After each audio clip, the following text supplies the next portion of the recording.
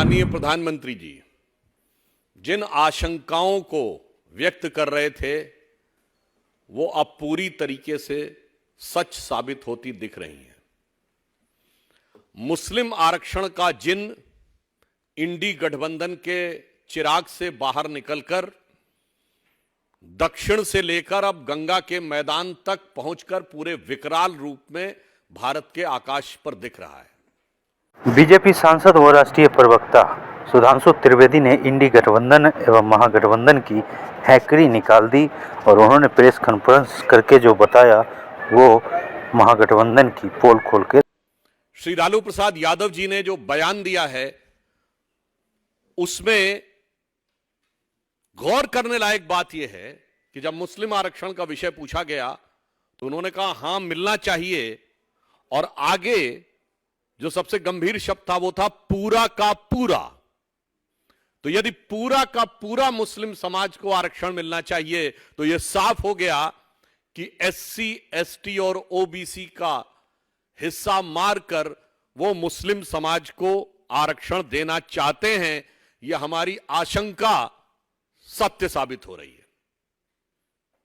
दूसरी बात, इससे एक और बात साफ हो गई कि अब आरजेडी के एम वाई कॉम्बिनेशन में एम प्राइमरी हो गया और वाई सेकेंडरी हो गया।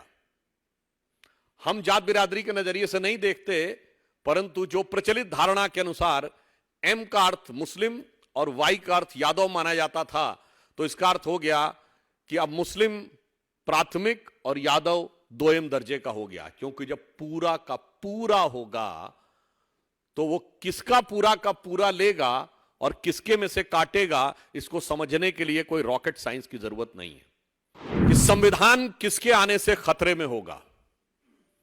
बाबा साहब अंबेडकर ने जो संविधान बनाया था, उन्होंने कहा था कि संविधान की उद्देशिका यानी प्रीएम्बल ऑफ द कॉन्स्टिट्यूशन संविधान की आत्मा होगी और इसे कभी नहीं बदला जाएगा। कांग्रेस की सरकार में संविधान का प्रीएम्बल, संविधान की उद्देशिका बदली गई, जिसे बाबा साहब अंबेडकर ने संविधान की आत्मा कहा था। और जिस 42वें संविधान संशोधन में बदली गई तो उसमें पूरा लगभग 1/6 कॉन्स्टिट्यूशन बदल दिया गया था।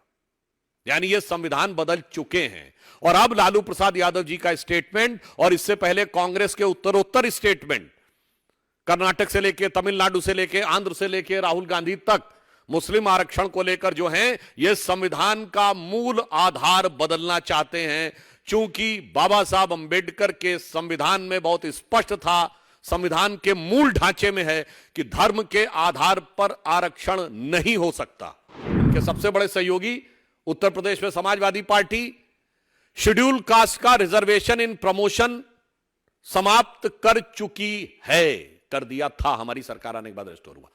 और समाप्ति नहीं किया था, जो एससी प्रमोट हो गए थे उन्हें हजारों लोगों को रिवर्ट कर दिया था। तो ये कर चुके हैं।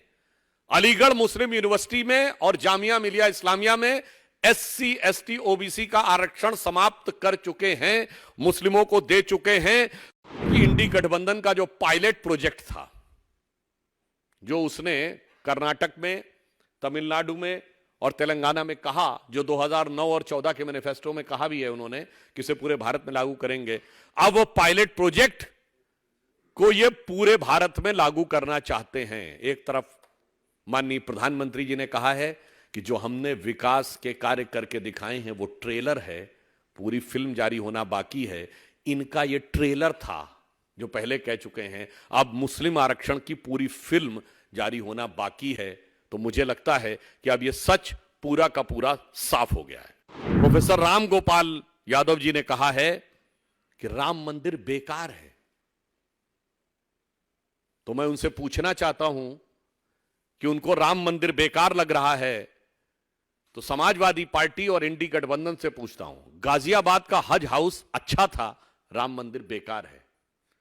आगरा का मुगल गार्डन बनवाया आपने, वो अच्छा था और राम मंदिर बेकार है। उत्तर प्रदेश के जिले जिले में आपने कब्रिस्तान बनवाए, वो अच्छे थे और राम मंदिर बेकार है। जबकि इस्लामिक मान्यताओं के अनुसार पक्की कब्र और कब्रिस्तान कुफ्र है। यह बुखारी की हदीस में बहुत साफ है, जो जाके कई मुस्लिम उलेमाओं से कंफर्म कर सकते हैं कि स्वयं मोहम्मद साहब ने कहा है कि कोई पक्की कब्र नहीं होनी चाहिए, मगर उसके बावजूद वो कब्रिस्तान बनवाना अच्छा था और राम मंदिर बेकार है।